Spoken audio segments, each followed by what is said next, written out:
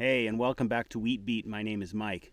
Now, you've seen me do some pretty weird things as I'm building my own bakery inside my house, but I think this time I take the cake. I'm doing something really crazy today, and if you want to find out what I'm up to, stick around.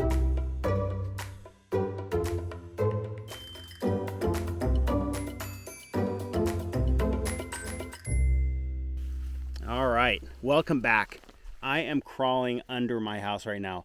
Why would a sane person do this? Well, as you saw in the last episode, which you can click at the link up above if you want to get caught up, I got a deck oven. Now that deck oven is super heavy. It weighs almost 1,500 pounds.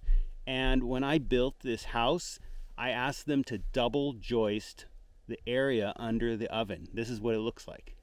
See, instead of there being a single joist like you see here, we actually have two joists side by side, and that adds a tremendous amount of support under the oven where you have all that weight.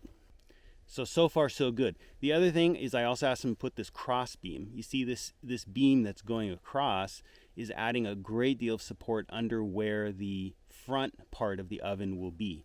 The back part of the oven is being held by these hangers basically that hang over the stem wall, which is the concrete wall that goes under the house itself, and together they should hold this weight no problem. But I'm a bit compulsive, and I don't want to find out later on that I made some kind of mistake and the floor starts to sag, the tile underneath the oven will start to crack, and God forbid part of the floor will actually break. So just to be on the absolute safe side, I decided I'm going to put some jacks under the joists, those double joists that go across, just to make sure that there's a lot of support under where the back wheels are going to be. So the front wheels are covered by this cross beam, but the back legs, or I should say the back wheels, don't really have direct support underneath them, and that's what I want to add here. So this is the area underneath the oven. And then here on the left is the part under the front wheels. Then there's the stem wall over here. And then where I'm shining is one of the jacks that I've already installed. So they're on these concrete pillars, which I had to drag, a few hundred feet under the house here. Now the way I did this is I bought one of these blocks, these 2-inch concrete blocks at Home Depot. It's designed to hold a joist with a jack, but it's still really large, so I actually cut them in half into squares. And the more ideal thing to do would have been to put them on this. And this is definitely more ideal because it fits right into the socket and it doesn't move around laterally if there's an earthquake or anything like that. But this thing here weighs probably about 50 pounds, maybe even more. And since I have to drag this under pipes and ducts and in very tight spaces, there was no way I was going to be able to drag 4 of these across the entire house by myself.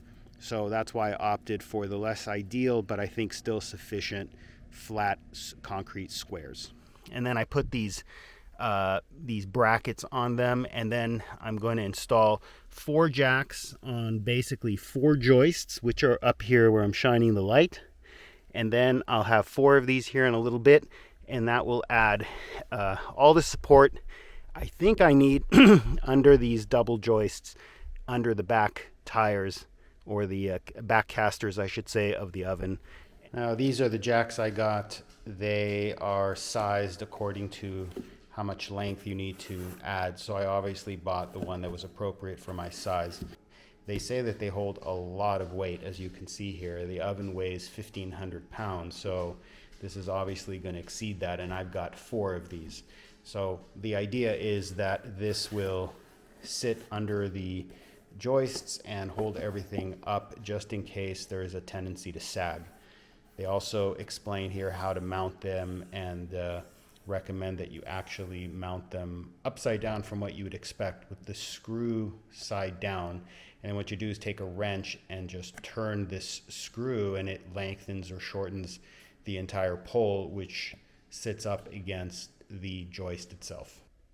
All right, and there we go. So I got the 4 floor jacks in place. The instructions actually recommend putting the jack screw, I guess, on the bottom pad, and then the larger diameter part of the pole against the joist, which I've also secured with screws. So at this point, I have a good support in the front of the legs here where you see the 2x4s, vertical 2x4s, and then I have quite a lot of support in the rear where the back part of the deck oven is, and that's in addition to what's already existing, which is these hangers that hold the joists against the concrete stem wall. All right, it is hot and sweaty down here, and I am ready to get out. So I'm going to wrap up this video. Next time we meet, I am going to install the deck oven. And will these joists hold everything up? Will I get any cracked tiles? Will I get any sagging in the floor? Any other unexpected disasters? We're just going to have to wait till I upload that video. So stay tuned, and until next time we meet, go bake something.